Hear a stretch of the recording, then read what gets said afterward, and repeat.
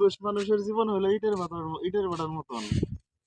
পিটা পিটা ছাই হয়ে যায়, কিছু বলতে পারে না, খালি জলে আর পরে আরে পিটা লাল হয়ে যাবো কিন্তু কিছু বলতে পারবো না। ইস, এই যে দেখেন কি অবস্থা, এই ইট গুলা সব পিটা ছাই বানিয়ে লাগবে।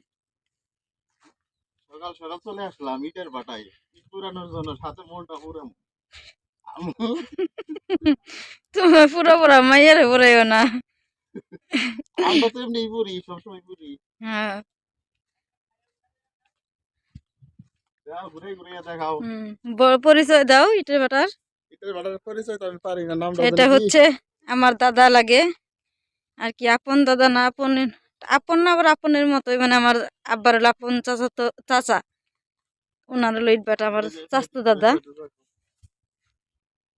ওনার হচ্ছে দুইটা তিনটা ইটের ভাটা, একটা হচ্ছে এটা আর একটা হচ্ছে সড়কের ওই পাশে। আম্মু হাঁটো তো দেখি, হাঁটতে পারে নাকি? এই দেখো আম্মু ইটের ভাটায় হাঁটে। আসো, হুম, সামনে আসো, সামনে আসো, সামনে আসো। বিকেল বেলায় করলে একটু ভালো হইতো, রোদ্রের মধ্যে ক্লিয়ার আসবে না তো। সামনে আসো, সামনে। দেখি এই আম্মু, আম্মু দেখো, আম্মু কেমনে হাইটা দিতেছে। এই আম্মু দেখো আম্মু, ওইদিকে তাকাও, কোথায় আসছো? নানু বাড়ি। সকাল বলো আম্মু কই হাটে, কোথায় যাইতেছ? ইসিরে, কিচ্ছু হয় না বাবা, আসো। তোমার ধান ক্ষেত দেখতে যাইতেছ? সকাল বেলায় ঘুম থেকে উঠা ধান ক্ষেত দেখতে যাইতেছি, নিজের ক্ষেত। বলো না বাবা। হ্যাঁ? আম্মু তোমার ক্ষেত দেখতে যাইতেছ?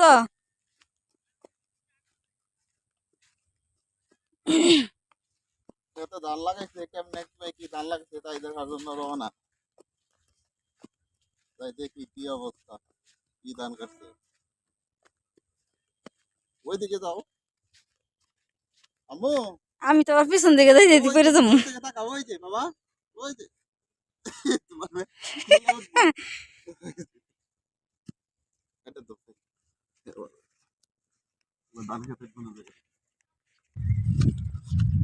মাঝখান বলতে কি একদম মনে করেন যে বিখ্যাত, এই যে বিলাইয়ের মাঝখানে। এই যে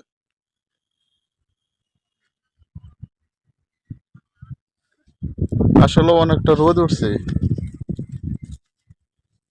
সকালবেলায় অনেকটা রোদ, আর কিন্তু রাত্রেবেলায় একটু একটু খালি মোটামুটি শীত পড়ে।